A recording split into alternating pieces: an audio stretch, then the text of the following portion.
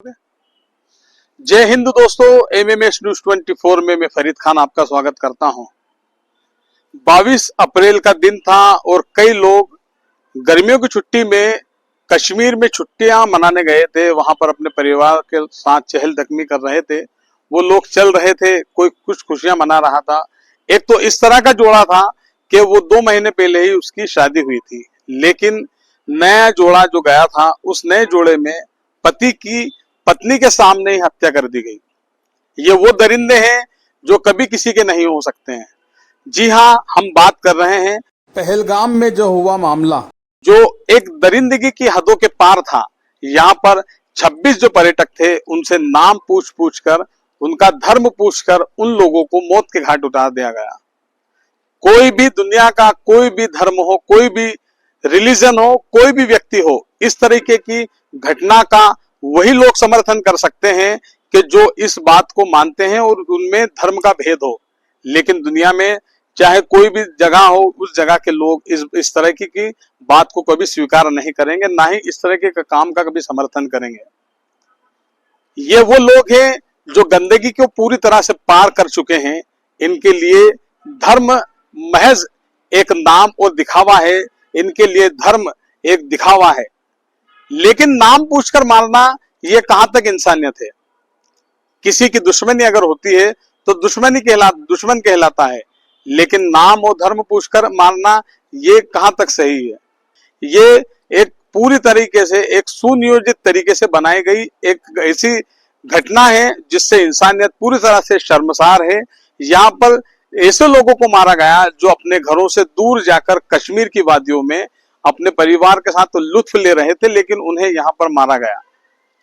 कश्मीर के बारे में कहा जाता है कि ये वो मौसम होता है जब वहां के जो व्यापारी हैं, उन लोगों के लिए एक अच्छा मौका होता है, और वहां पर पर्यटक जो आते हैं, पर्यटकों से वो अपने परिवार के लिए आय का स्रोत इकट्ठा करते हैं और साल भर कहीं ना कहीं उनका थोड़ा थोड़ा काम चलता रहता है। लेकिन दरिंदों ने इस तरीके की घटना को अंजाम देकर पूरी तरह से अपने आप को बेनकाब कर दिया है। घटना के बाद देश के गृह मंत्री रात को ही अमित शाह जा पहुंचे थे घटना स्थल पर। आज सुबह वो गए थे। उसके साथ ही अरब का दौरा कैंसिल कर प्रधानमंत्री नरेंद्र मोदी भी देश में आ चुके हैं। दिल्ली में उन्होंने मीटिंग भी ली। लेकिन बार बार ये बात सामने आना कि नाम पूछकर इन लोगों ने हत्या की। मैं आप लोगों को बता दूं कि 31 जुलाई 2023 को इसी तरह का एक मामला हुआ था, और जयपुर से मुंबई जा रही एक ट्रेन में आरपीएफ का एक जो जवान था, उस जवान ने इस घटना को अंजाम दिया था। जिस जवान ने इस घटना को अंजाम दिया था, उसका नाम था चेतन सिंह। चेतन अभी हालांकि जेल में बंद है, लेकिन उसने भी इसी तरीके की आतंकी हरकत की थी। चेतन ने ट्रेन में सवार कुछ लोगों से उनका नाम पूछा, उनका मजहब पूछा, और उन लोगों को गोली मार दी। इन लोगों के हाथ में भी AK-47 थी, उसके हाथ में भी बंदूक थी। अंतर और इन लोगों की समानता यही है कि चाहे इधर के आतंकी हो या इधर के आतंकी हो, इन लोगों का लक्ष्य, जो लोग पूरी तरीके से, जिन लोगों का दिमाग डाइवर्ट हो चुका है या कर दिया जाता है, ये वही लोग हैं। 26 लोग मारे गए थे और इधर 4 लोग मारे गए थे। इधर एक जो उसका चेतन के जो सीनियर ऑफिसर थे, टीकाराम मीणा, उन्होंने उसे रोका तो चेतन ने उनको भी मार गिराया था। इस तरह की जो दरिंदगी होती है, ये ब्रेन वॉश किया जाता है इन लोगों का।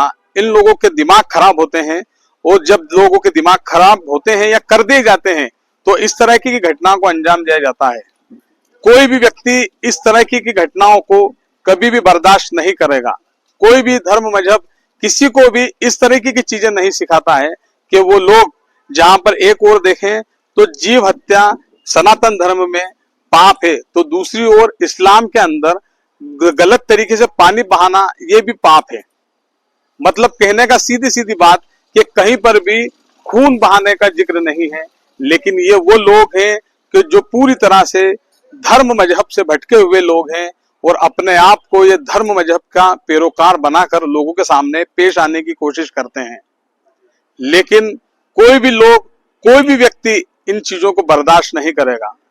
लेकिन तीसरा एक पहलू इन चीजों में निकल कर यह आता है कि हमारे देश की जो एजेंसियां, सुरक्षा एजेंसियां, उन लोगों को क्यों नहीं पता चला कि ये आतंकी इतने, जो कश्मीर है पहले ही तो संवेदनशील क्षेत्र है, लेकिन यहाँ पर इतनी बड़ी घटना को अंजाम देने के लिए AK-47 किस तरीके से लेकर आए।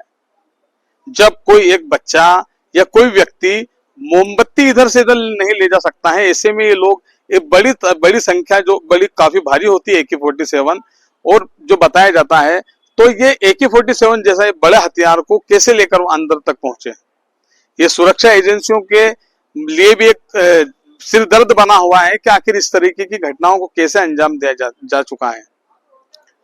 प्रधानमंत्री, विपक्ष, दुनिया, हर कोई इस घटना को लेकर पूरी तरह से स्तब्ध है, लेकिन सवाल ये उठ रहा है कि देश में जो सुरक्षा बलों की जो कमी की जा रही है, उस सुरक्षा बलों के हमारे जवानों को फिर बढ़ाना होगा, और जो गद्दार हैं उन गद्दारों को मुंह तोड़ जवाब देना बहुत जरूरी है।